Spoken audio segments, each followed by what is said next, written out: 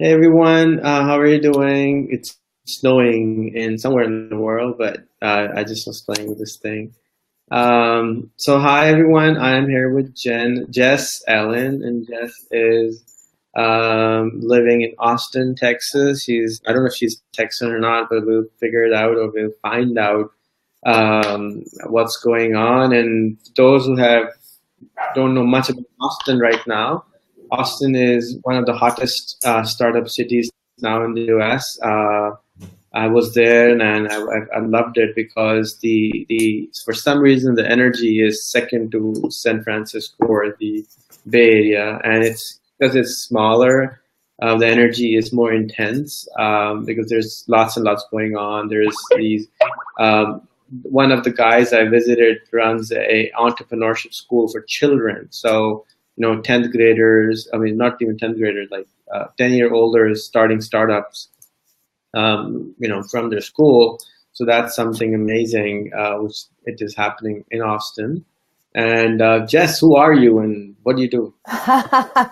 Oh gosh, technically, I know those of us that are out there broadcasting our life are supposed to be able to answer that very easily in a nice, clean sentence. And Rehan, I love you because you posted a question today, and I don't remember what it was, but it really inspired me to ask myself, what is it that I really want to be doing? Because I can do a lot of things. I am a human being and divine being all wrapped up into one package, connected with every other human being on this planet.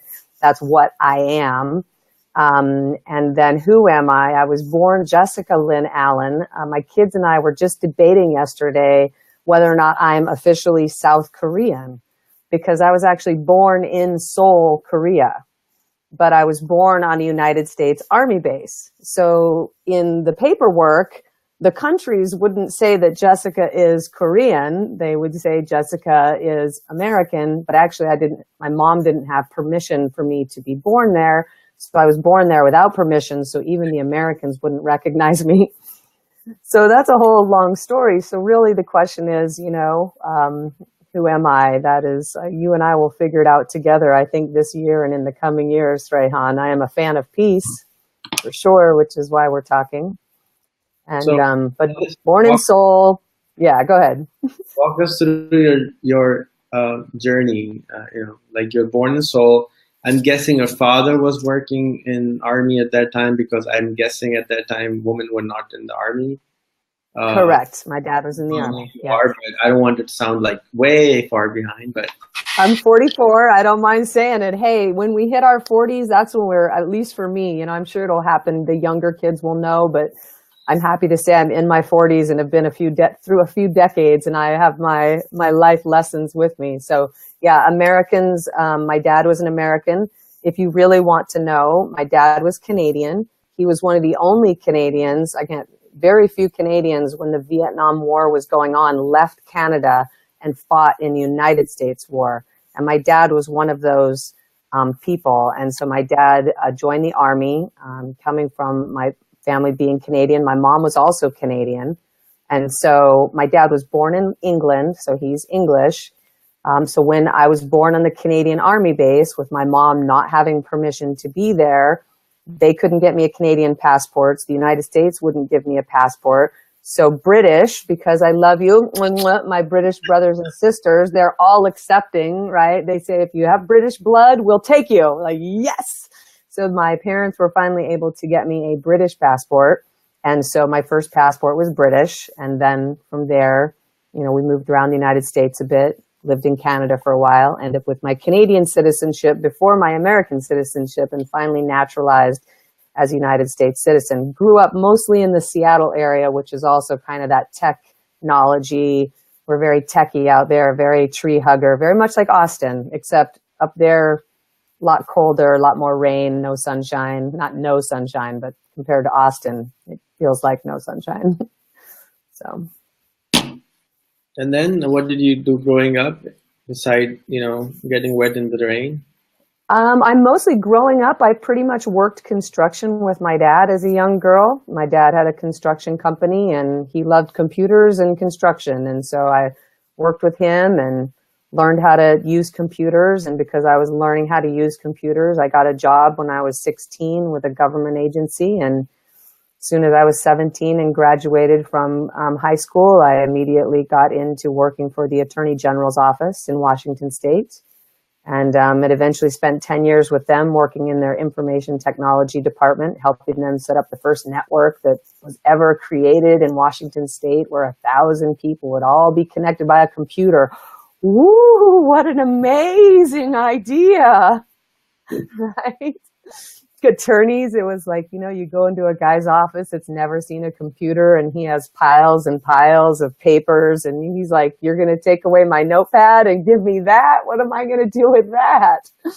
So it was back in those days. Had to been 25 years ago now, so long time.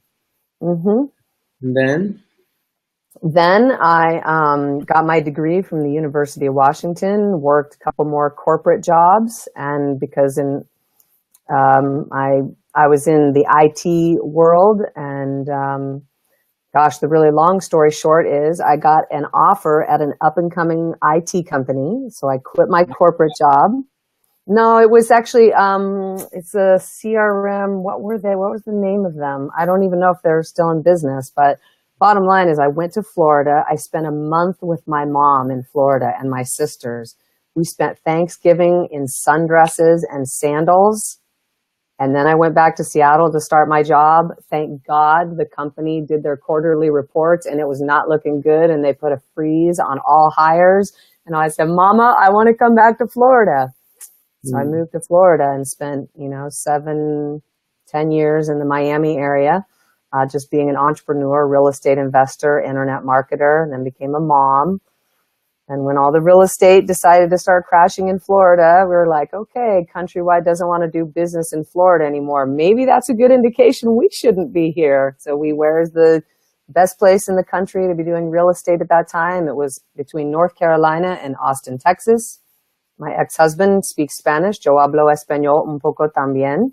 And so moved to Austin, Texas, and that was an incredible journey. And we didn't make it in business or in relationship, but ended up with 2 beautiful kids. And then if you really want to know, he died. He got shot and killed in a very tragic way that I probably won't dive into here. And because of that, I moved to Florida to go be back with mommy and my kids, spent a couple of years doing that. Now I'm back in Austin. Whew. So, did you catch all that? Yes, I'm sorry for that. So did he die? Was he shot in the U.S. or was he shot somewhere else? He was shot in his home. In U.S.? In the United States, yes. Yeah. In Texas. He was living in Texas at the time. Because a lot of people, in Pakistan, in other countries, want to go to the U.S. because they consider it safe. And they forget that there are 50,000 murderers every year with a gun every year. Yes. And that's better than a lot of poorer countries, but it doesn't get published enough. So people are like, I want to go to the U.S. I mean, they don't develop anything of their own in their own home country. And but I mean, it's fine to go. There's nothing wrong with that. I think that the U.S. gets a very polished and, nice look because we know the right things to put on TV. They lie to us as Americans about how things are, and I agree with you. I think that, a powerful thing that someone can do is to really step up in their own country and do something amazing there. And I love America. I'm not trying to hate on America at all, but, we have the highest rates of a lot of just mental problems and things that we don't have figured out. Everyone here is hungry for the money and they care about I don't want to say everyone. I don't want to generalize, but it is, we as a country are learning how to, be more peaceful and be focused on things that are important, like our family and our health and our spirituality and these deeper, issues about humanity. I love making relationships with people from other countries, and I've made friends that lived in the U.S. and they said, "We'll see ya, U.S., because man, you all are stressed out. All you're trying to do is just, hunt for the next dollar because you have to. Things are expensive. If you're just, unless you've got it all figured out, it can be a rough way to go. And all you do is work 6 days a week and hard to struggle to see your family. And people are like, that's not the life I'm looking for. So it's not the one I want either, but it's, it's not all roses as sometimes it looks like on TV for sure." So we have a friend from India, Raja, asking, what's your inspiration? How does he define inspiration? My kids inspire me. Yeah. What inspires you? What's your inspiration? Probably my kids, being before awakening of humanity, waking people up to who they really are, really inspired me. The powerful, spiritual, divine part of us, that really inspired me. But then I found that if I keep looking out and thinking about so far out, that I forget just right here and what's right in front of me. And I have learned to kind of put me and my kids. So probably my inspiration is also my, just working on connecting to that internal power that I have, knowing that I have it and using that power to really do whatever more inspires me. My heart inspires me. My heart tells me what inspires me. And it offers whispered, your children and humanity and fun. Nice. So how old are your kids now? They are about to turn 11 and 8. Sebastian 11 and Maggie 8. Just on a quick note, you're not the one who killed your husband, right? No, that is a great question, though. That is a great question. Yeah. You never know. His second wife killed him in self-defense. In self-defense. Here's a perfect example. He was not from America. He grew up in Colombia, a very violent place. And he dreamed of coming to America, and he was going to make life better here. Right. He came here, and then it became about how to survive here. And then it just became about and he got to a place where he was very stressed, and he acted in a way that she had to defend herself and the kids in the home. There were 4 kids in the home, and she had to defend her and them. Now that's, of course, her perspective, but it was perspective enough that the police didn't say anything. They left her and gave her kids, and everything kind of went on its way. So we don't really know what happened, but something happened to a point where 2 human beings had to be able to get in a stressful situation where one had to take some serious action. And so that's life sometimes in America. Yeah. So next question is, how long have you been connected on Facebook now? A week or 10 days or something? Oh, you and I? Oh, I was going to say on Facebook, 10 years. I mean, yes, you and I, probably just a couple weeks, yeah. And what did you know about Pakistan before you connected to me, and what do you know now about Pakistan, if anything? I would, that's a great question. What do I know about Pakistan? I know it.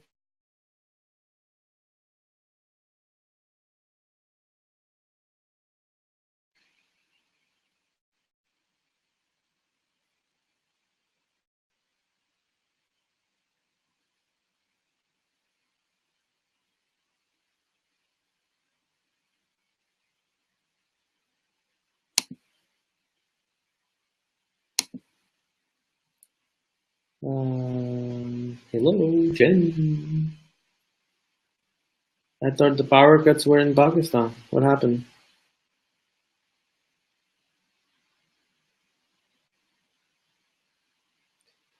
So, जो लोग सुन रहे हैं उनके लिए ये Jain Elon है, इनको आप फेसबुक पे ऐड कर सकते हैं, और जब तक ये वापस आती हैं, और ये क्या कहते हैं, ऑस्टिन टेक्सास में है, और ये किताबें लिखने में लोगों की मदद करती हैं। अगर आपको कोई किताब लिखनी हो तो आप इनके साथ मिलकर किताब लिख सकते हैं। और ये एक एंटरप्रेन्योर की कोच भी हैं, तो अगर आपको बिजनेस स्टार्ट करना चाहते हो तो आप इनके साथ एंटरप्रेन्योरशिप की कोचिंग भी कर सकते हैं। बात करते करते डिस्कनेक्ट हो गई हैं। इन्होंने बताया कि ये सियाटल में जो अमेरिका के नॉर्थ वेस्ट में एक सिटी है, बहुत खूबसूरत एक शहर है, one of my favourite cities है। वहाँ पर पढ़ी हुई, उसके बाद ये फ्लोरिडा चली गई और अभी टेक्सास में आ गई हैं। और टेक्सास में ये आपके साथ मिलकर किताबें लिखने में आपको मदद कर सकती हैं, अगर आप कोई किताब लिखना चाहते हैं तो। Let me try to call her and see what happens.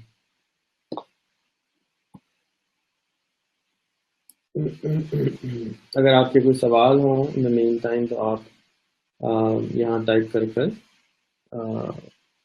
पूछ सकते हैं। Do you think she did the right thing by killing him? उन्होंने एक्सप्लेन किया ना था कि she was doing self defense, तो लड़ाई झगड़ा ज़्यादा हो गया था, तो सेल्फ डिफेंस में उसने गोली मार दी उसको। वो गोली मारने लगा होगा तो उन्होंने आगे से गोली मार दी।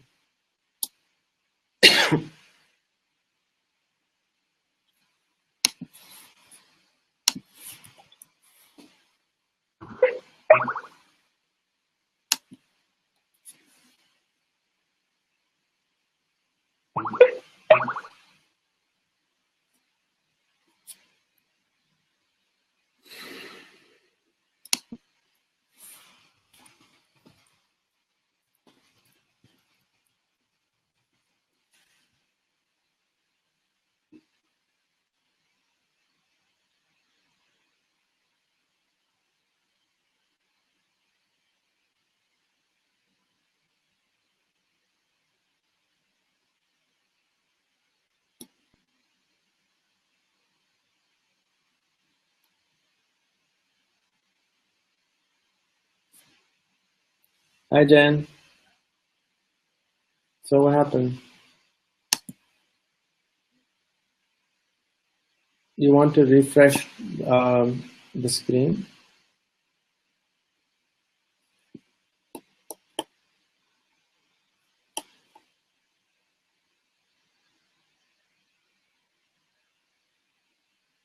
Brett, there you are. Okay, so something happened, technical difficulties, and Right. Jen. So Yes. while you were on, I was introducing everyone who you are in Urdu language, and I told them that you're an entrepreneurial coach. That's my guess, and that you help people write books. So what got you into helping people write books? I believe that that's how we contribute to humanity, by telling our story. I have found that I love writing, and I have a great talent, skill, gift, however you want to call it, for asking people questions. I have just a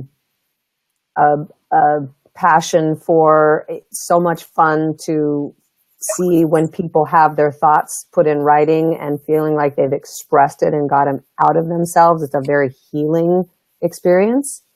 And so I think just a passion for it, just an absolute interest in seeing what it does to the human, knowing that the story helps others. And then I just love to do it.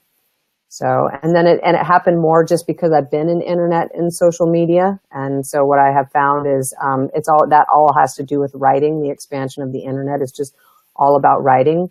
And so I've just found that I'm good at interviewing as well. You're good at it. And, so, yeah. That's awesome. So you were telling about Pakistan, that guys again asking the same thing. So what did you know about Pakistan, and if any general knowledge has improved since then besides Osama bin Laden? Right. Okay, perfect. I wasn't sure if Osama bin Laden even came from Pakistan. That's how unaware I am. He did not.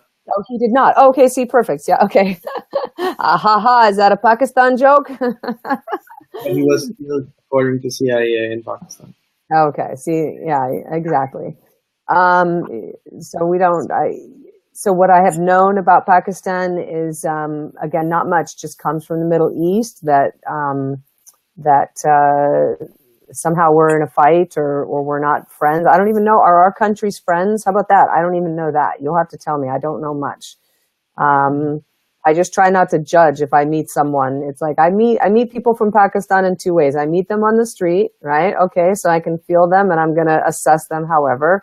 And then I meet them through online because I am an online entrepreneur. Then I'm always, utilizing Upwork. Well, how am I going to judge a person from Pakistan? I'm going to read their reviews and see how they interact with me. And if I get that, hey, we're good. So Pakistan is just some place over there that I think the United States is mad at, or, whatever. And I don't know why. I don't know. I don't even, are we mad? Are we friends? What is the country thing? All I know now is there is a group, there's a guy over there. He's all about peace. His name is Rehan. And he seems to have a really cool group of people that are, wanting to get the message out that we're here to connect, and let's get our countries out of the way, and we'll as people begin to connect. And I'm definitely on that mission. That's really the next decade of Jessica's life, if not, I'm sure longer, is blockchain technology and connecting us all through technology as a global citizens. That's really kind of where I'm going next. The book stuff, the social media stuff, the internet marketing stuff, that's just, the life coaching, that's just kind of somewhere where I've been and I have skill there, and I'll do it for as long as I need to do it. And then where I go with blockchain and all of that is going to be a huge part of my future. So since you are in tech for a long time, and hopefully chances are, it's difficult to change the career at the very, after 40 anyways. But where do you see technology in the next 10 years?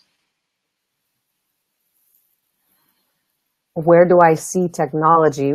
Well, I guess when I think about technology, is going to be creating more transparency and more connection, getting more peer-to-peer, meaning you and me, exactly what we're doing right here, and getting the cloud, the intermediary, out of the way.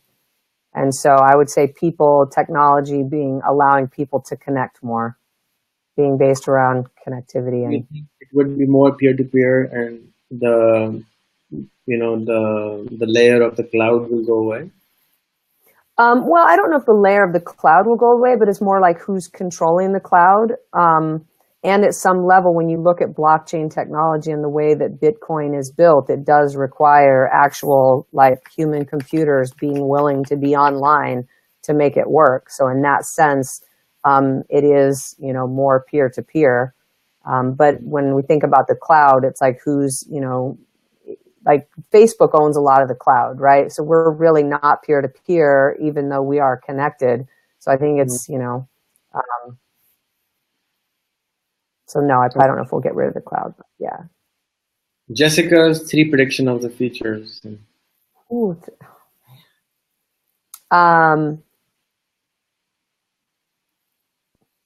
thanks, Rasmus. That's a great question. I know, I'm like 3 predictions of the future.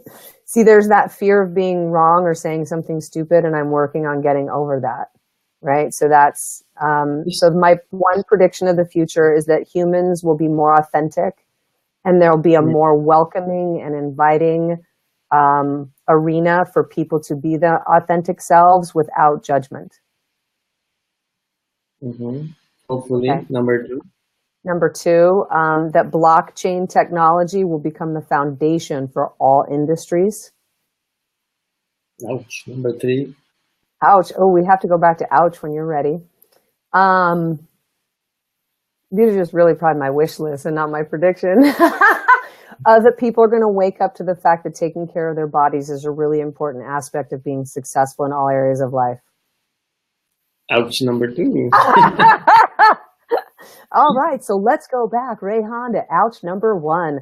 Blockchain technology will be the foundation of all. Do you understand what that means when I say it? Well, I do. I don't know if our audience really understands it. So why don't you explain what blockchain technology is? Oh, geez. Well, I barely understand it, which is why I actually started a Facebook page called Blockchain Chats. And there are like 20 likes on it. And it's really cool because those 20 people are so geeky, right? And what do they all care about? They care about the ability for humanity to interact and communicate without somebody in the middle of it, without somebody that can get in there and mess with it.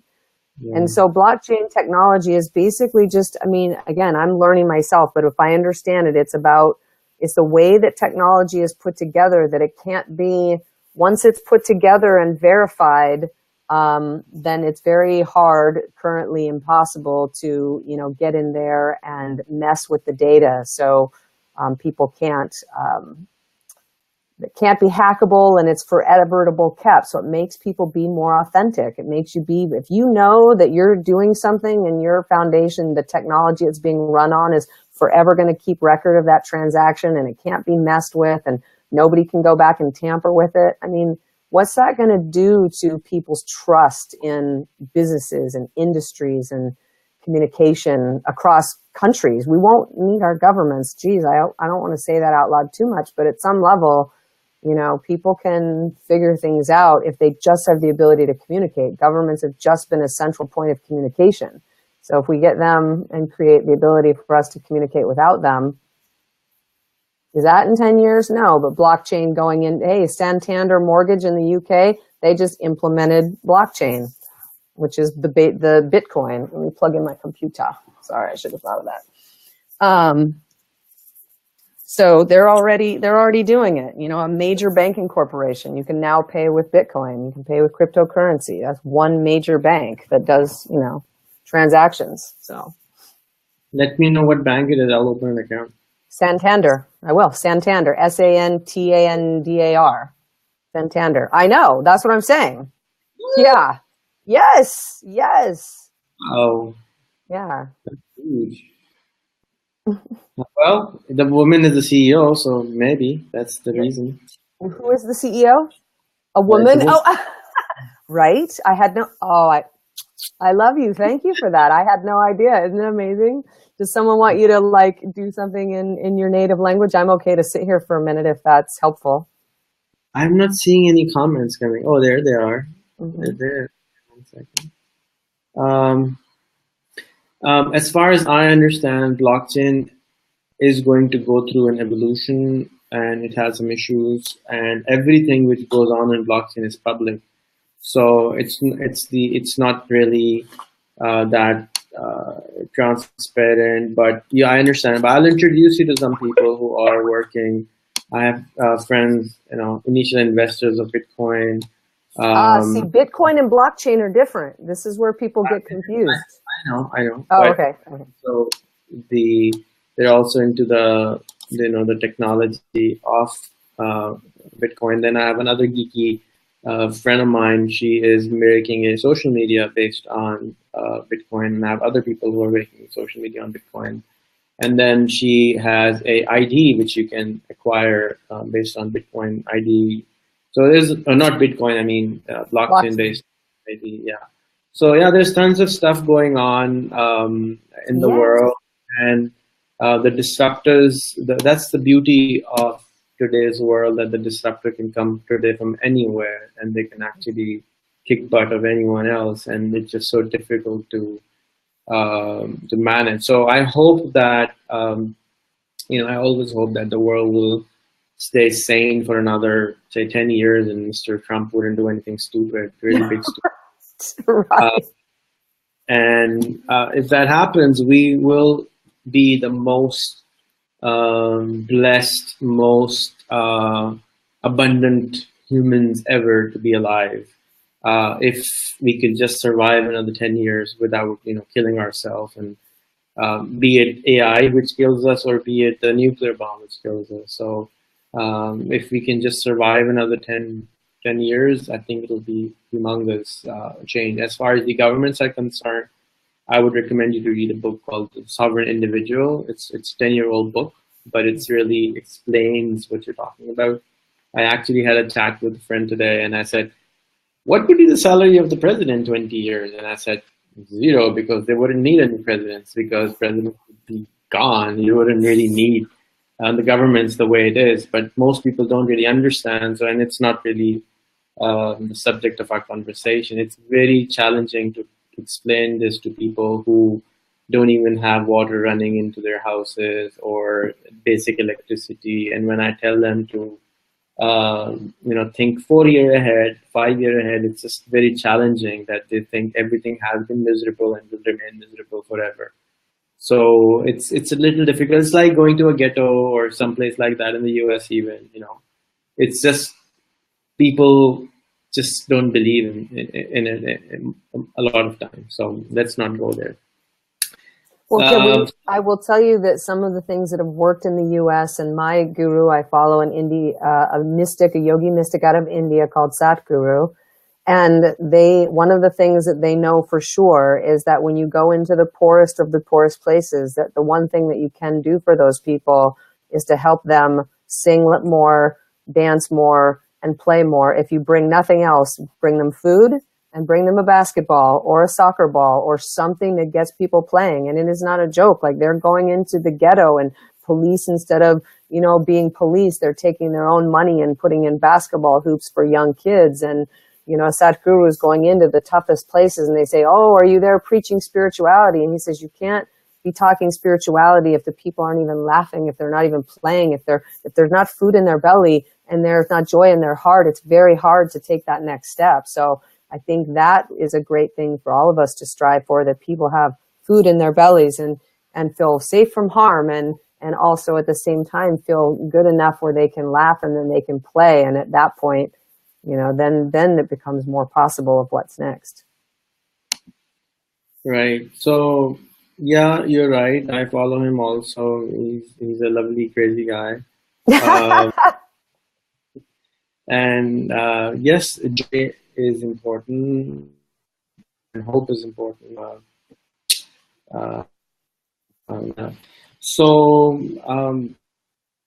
anything else you want to talk about, Jess? No, I think we're good. I don't, what inspires you? Really, tell me about your inner peace. You're the one with the Peace Project. How do you want to see us in America view Pakistan? Good question. So my goal is that we should actually interact more with not just Americans, but everyone should interact with everyone else. So if every American had friends, they would know that Pakistan fought 2 wars for Americans. They Taliban, they went huge misery. Our country had better GDP than Japan in 1965. And now we state 1 in 10 cannot language. There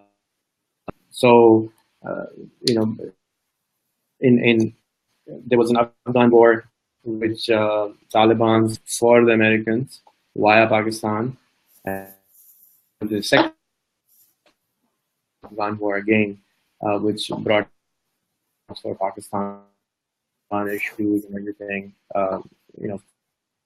And like both of the time left without cleaning their. They changed the education system. They changed. Nobody actually talks about, and they brought this extremist mindset. So I was this father once, and he told me, the audience, that in the curriculum was changed so much. I don't know if you know what Kalashnikov is, but it's or like a machine gun, and one apple plus 1 apple, it was Kalashnikov plus 1 Kalashnikov. So the culture was embedded, the extremism, the fighting culture is embedded in her very deeply, and it's becoming very challenging for the government undo that. And it's just sad. And my goal here is to be a Taliban and Jewish, Muslim. They should all communicate, talk to each other. Yes. There's no on earth. And if you want to fight with data, and you come on the Facebook wall and just start screaming and go TV and of each other, and that's fine because at least you're not going to like in your case. So the way to the only reason we get angry is answer of something, or we believe in so deeply it hurts our beliefs. It hurts our beliefs is not standard, and we need our alien brain wakes up, and then it requires another 18 hours to go back. So by that time, it's already too late, and you go stuff. So it's about self rather than controlling the other person, and you achieve that when you other people who so other than talking about them. And internet is a great lever for this. And I've been trying to get more people from disputed countries and other countries to talk to each other. So, for example, a lot of Pakistanis know actually about America because of Baywatch and other shows and everything like that. But we don't produce a similar kind of content which would be played back in the US. Most people don't know about most of the world. What happens in Cameroon, nobody knows what happens. It might be a huge country or a small one, but in order to by Facebook, my experiment which I did, which that if you interact with high achievers, if you are just even surrounded by high achievers, you will become a high achiever automatically. And if you're talking with each other, you will start to look at yourself, and you will start to realize certain things which nobody can make you realize. You cannot. You have to show it to them, and they have to realize what they're doing is wrong. That's what you do for your children, for your family, for your friends, and same thing. So we're trying to make a new kind of Facebook family, a new tribe, which will be super interconnected around the globe. Whenever they have a problem, the whole world comes into action and help tribe to go out and help each other.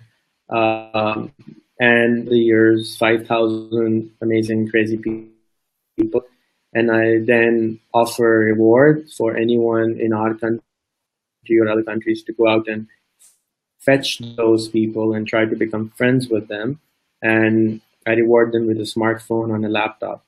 Nice. And if they achieve a certain number of friends. So a person who has never traveled and a person who has never actually talked with another sect of a person or a colored person or a different kind of person, they would just follow what their parents told them or their friends told them or their TV told them or their newspaper told them or their history book told them. And now all of a sudden they come and actually talk to that person over Facebook, everything in their life. And even if they don't talk to them, their newsfeed changes. Their newsfeed changes from a kind of newsfeed which was with the same colored people, same people you grew up with, same audience, and all of a sudden you have a newsfeed which, I mean, if you're a Democrat, you have a newsfeed which is people who love Hillary and Trump at the same time, and you're going to start seeing perspective of people from both sides,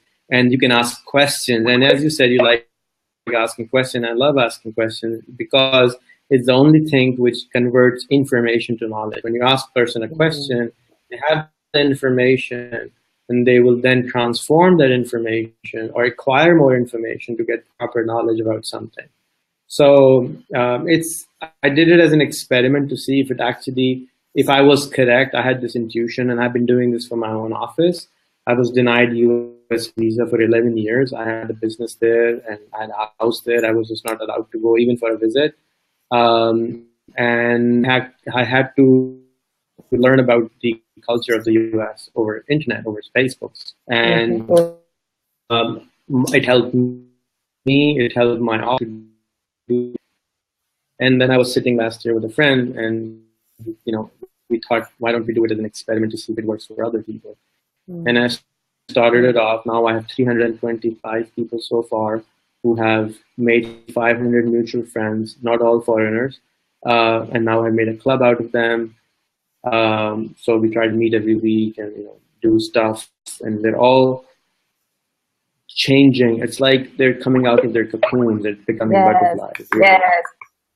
So most of them don't even see it, but they will end up seeing it in a few years when their brains are hard enough and they're strong enough, and they don't.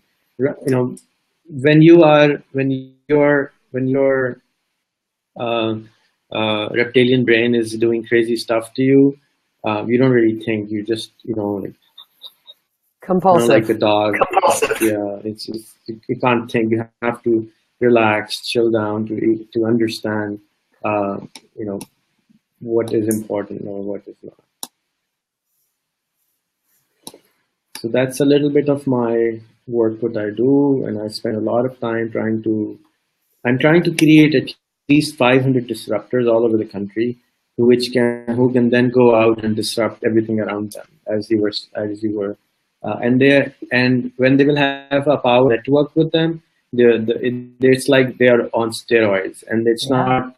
The nay people would be less around them because everybody else, is like, it's like, it's like small virtual Silicon Valley where everybody says, yeah, everything's cool, go do it and try it. And the attitude of these people is different than everybody else. In my friend list, most people's attitude is, go ahead, try it. I'll try to help you out if I can. They're more entrepreneurish. So they become like their friends are, right? So if you have 500 entrepreneur friends, what will you become? Nice. Oh my gosh. Well, absolutely. And we know that as successful people, you become who you spend time with, and for sure, it will absolutely change your life who you listen to, and it activates. Like you said, it activates within you. even if they have it within them, to see it in someone else, oh my gosh, I can do that, and immediately they see the world differently. I think that's awesome. Let me know how I can help contribute to your 500. We'll start by making your own 500, and if you go to meetups and other places or churches or places where you think there are more stereotype people going there already, you can encourage them to come and be part of this experiment. So for example, if you are with pro-Trump supporters or very extreme redneck people, or again, as I said, stereotype people, and they come and connect, you will, and they try. I'm trying to reward them for them to get excited with something. So I've even tried it in U.S. ghettos. I don't mind if I want to see what happens if I go to a black community and do this. What did work there? Then I go to crazy people and try to see what did work there. I've tried to go to homeless people in San Francisco and see if it works there. Everywhere I go, I try to see if that person will change. And every time I see that these people are changing, if they follow the process, it's like, as I said, it's like a very interesting transformation happens.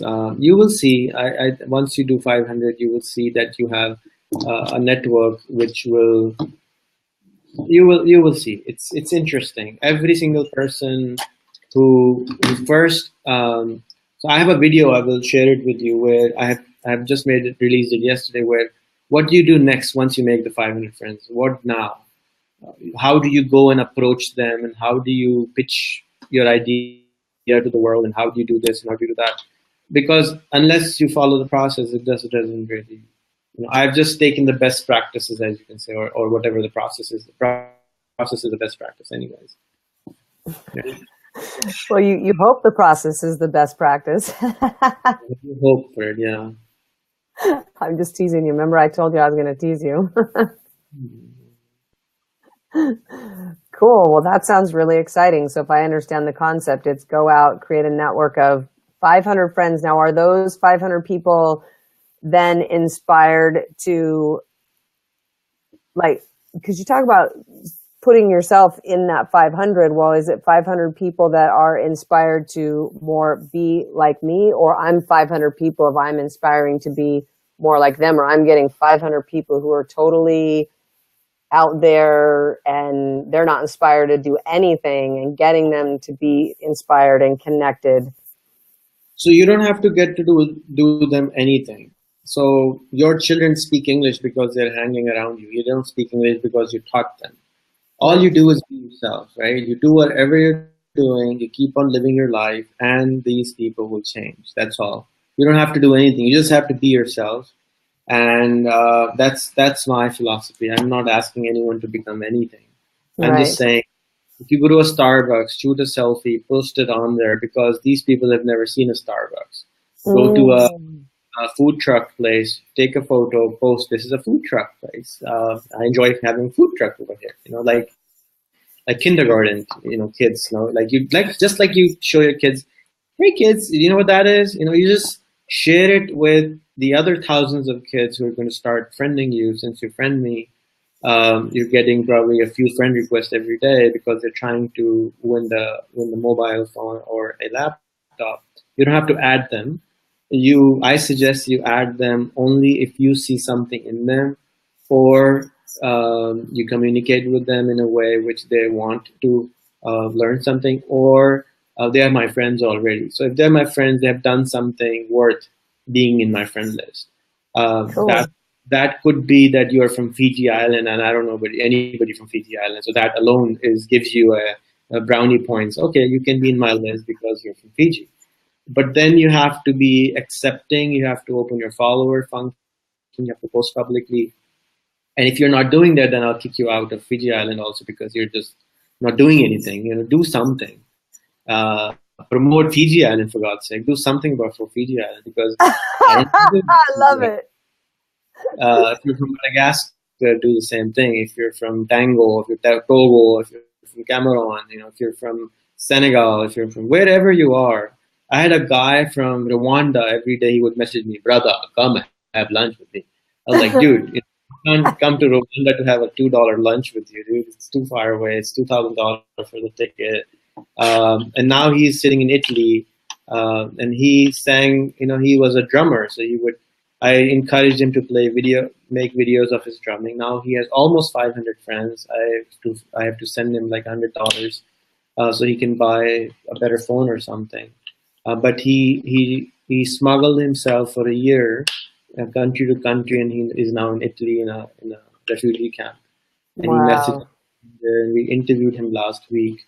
But that journey of his, of people being able to know a person from Rwanda who traveled and lived in Senegal, and he was in Libya through all the riots and through all the problems, and he crossed in a boat, and that alone, makes him a very rare person to know. So, Yeah. not everybody is a billionaire, but then I have Steve Wozniak in my friend list. I have other billionaires in my friend list, or wannabe billionaires or millionaires. People who work for Tony Robbins, people who work with Jack Canfield, people who, who's who are there, and then there are Yes. these certain people. So people who are going to add you Yeah. are going to be like nobodies, but it's okay if they're nobodies, but because every There's nobody somebody. Yeah. mentioned somebody. Yeah. So here is an opportunity for all the nobodies who think they're nobodies to become somebodies. That's the whole gist of it. That if you surround yourself with 500 somebodies you wake up in the morning and you see he's going to jogging or she's going to jogging and she's taking care of her health and she's eating this. What's this weird thing she's eating? She's eating raw fish. Oh my God, we throw it away in our country. Why can't we eat this? Let's try that. So that's the whole idea. It's like you're traveling without traveling, right? So that's the whole idea. I have to give a shout out to a friend of mine. Her name is Kim. Sure. And her and I just 2 months ago, the reason I'm doing these daily live videos is You because are? I'm doing daily live Facebook lives. It's okay. Yes. And the reason I'm doing them is because she and it was really her driving the vision. It was her asking the question. And she said, everyone expects the government to be transparent, but yet people don't want to be transparent with each other. Why, if we all as humanity would get along a lot faster and would need our government less if we all just got transparent and real with each other?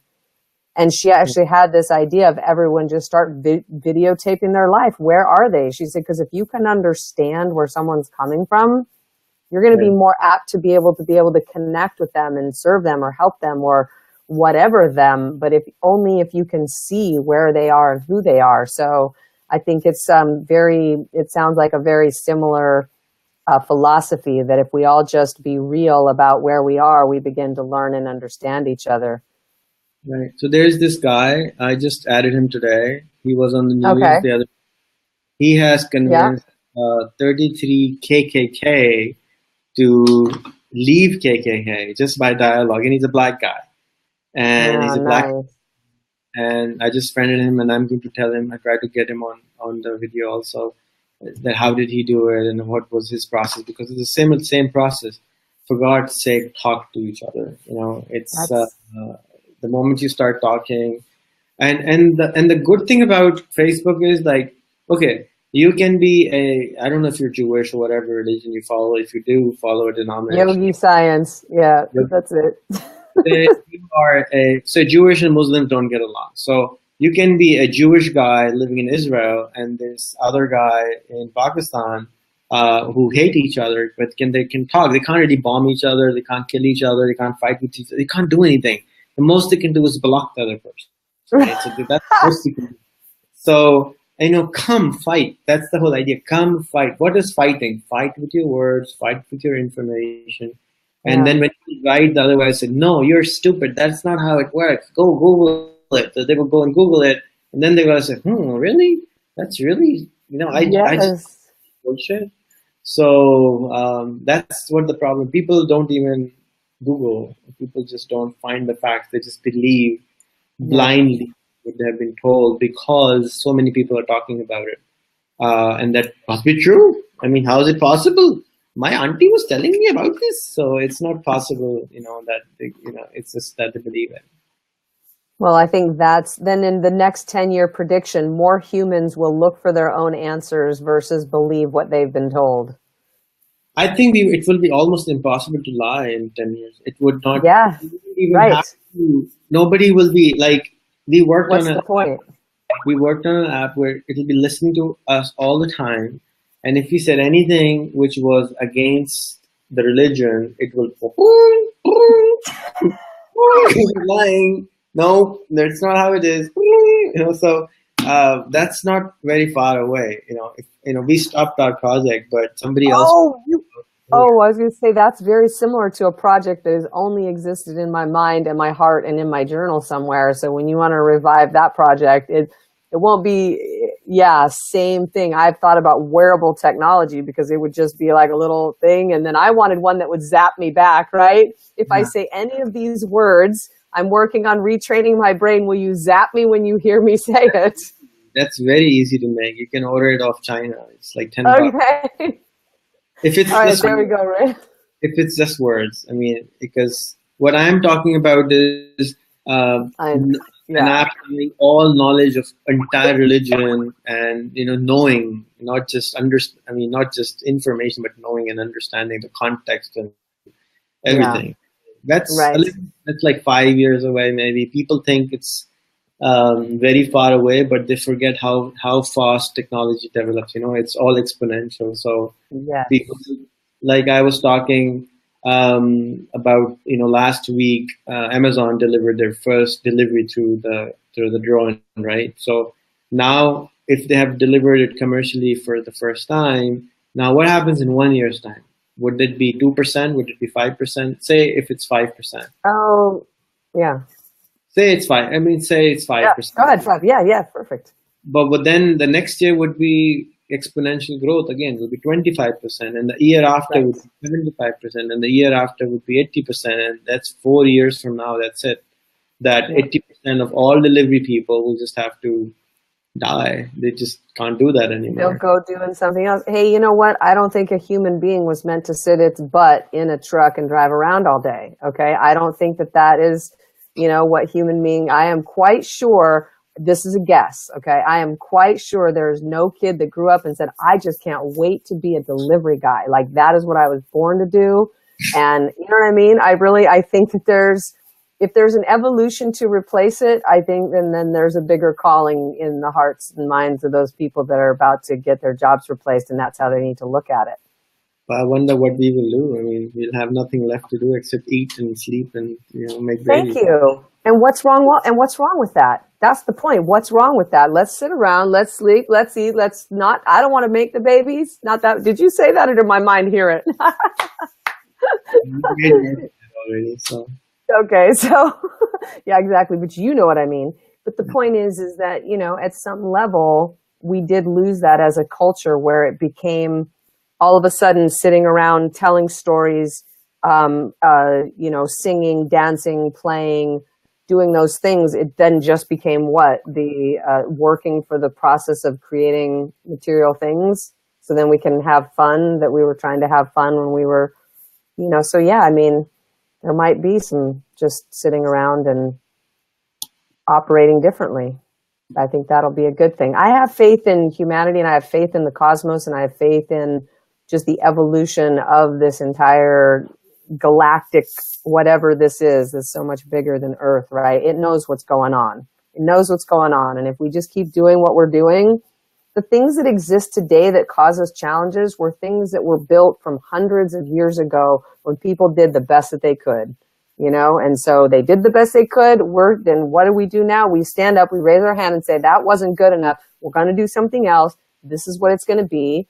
And I just have faith that if we just keep doing this, and we're going to be on a good track.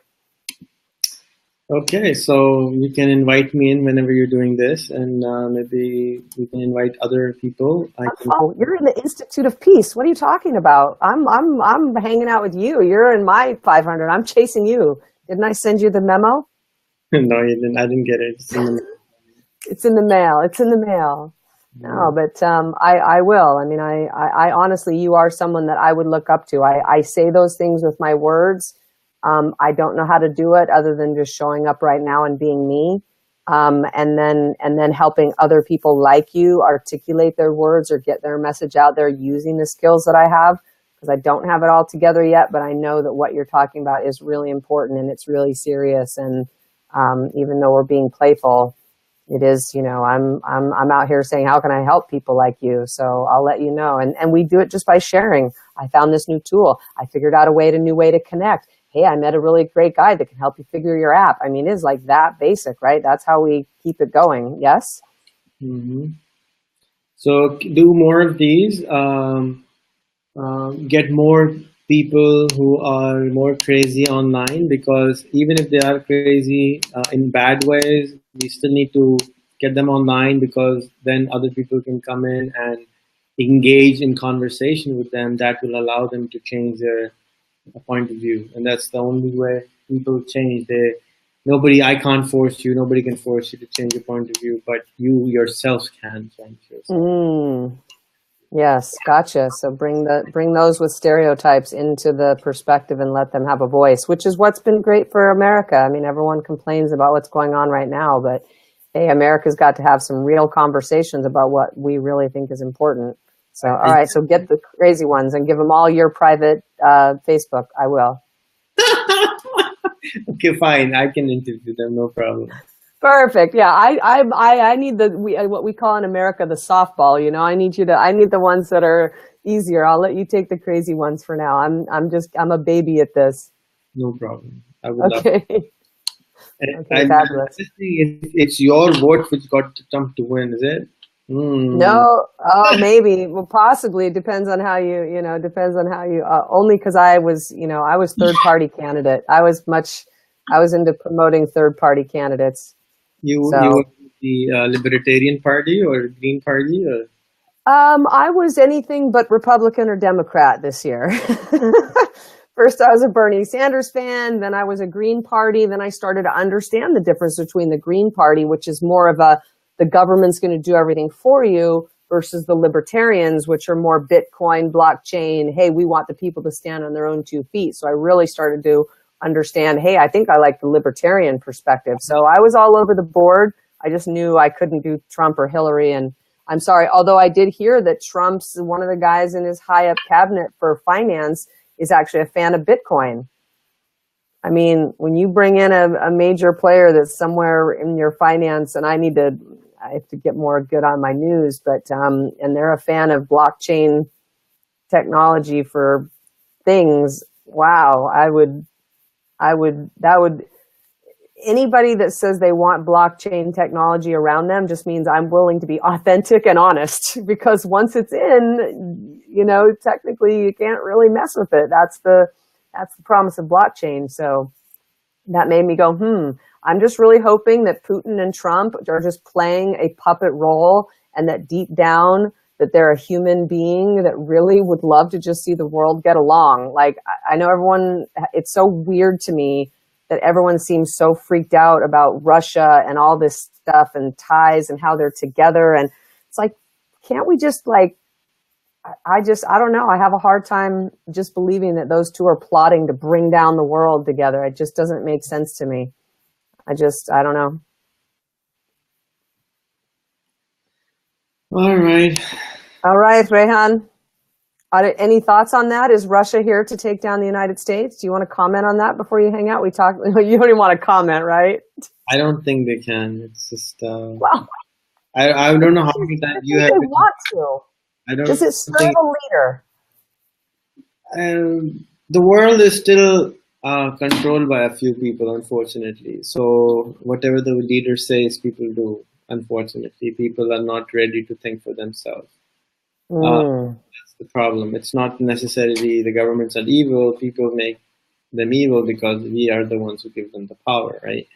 So I think it's going to be few years, or I don't know, generation before we can actually become fully sovereign individuals. But because we're not ready, we're not just. It's difficult. There's a book called Augmented. My friend wrote it. It explains how the future of government might look like. And then The Sovereign Individual is also a very interesting book. It explains future and past, and very interesting. But I think you're cool with the idea and ideology, and we have a few years to live, so let's live for the best. And maybe singularity will come, and we'll become single with the computers. Who knows? Whoa, yeah, that's a whole nother topic. I mean, technically it's possible, but yeah. All right, well, we'll save that one for we'll do the tech talk show later, where we get really geeky. Okay. All right. Very nice. Awesome. Thank you. Very nice. I appreciate the time. I know it's very late for you. I appreciate you making the effort. Thank you. Take care. Thanks, man. Okay.